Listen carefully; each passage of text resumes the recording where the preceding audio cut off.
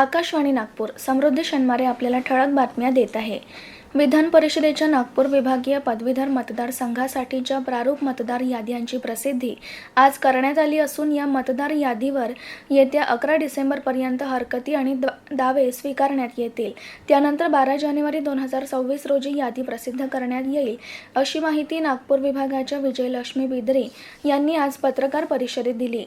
Offline आणि online अशा दोन्ही माध्यमांद्वारे एकूण 1,10,956 अर्ज मतदान नोंदणीसाठी प्राप्त झाले होते.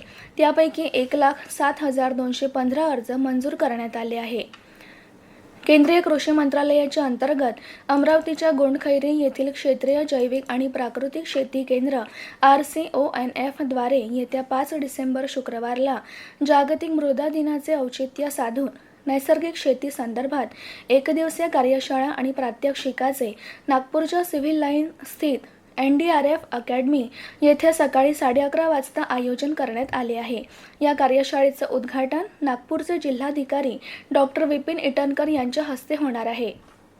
राज्यातील काही नगरपालिका आणि नगरपंचायतींच्या निवडणुका मतदानाच्या एक दिवस आधीच पुढे ढकलण्याचा निर्णय निवडणूक आयोगानं घेतला. आयोगाच्या या भूमिकेशी राज्य शासन असहमत असल्याचं महसूल मंत्री तथा नागपूर आणि अमरावती जिल्ह्याचे पालकमंत्री चंद्रशेखर बावनकुळे यांनी स्पष्ट केलं. रायपूर इथं सुरू असलेल्या दुसऱ्या एकदिवसीय क्रिकेट सामन्यात भारतानं दक्षिण आफ्रिकेपुढे विजयासाठी 359 धावांचं आव्हान ठेवलं आहे. दक्षिण आफ्रिकेनं नाणेफेक जिंकून भारताला प्रथम फलंदाजीसाठी आमंत्रित केलं.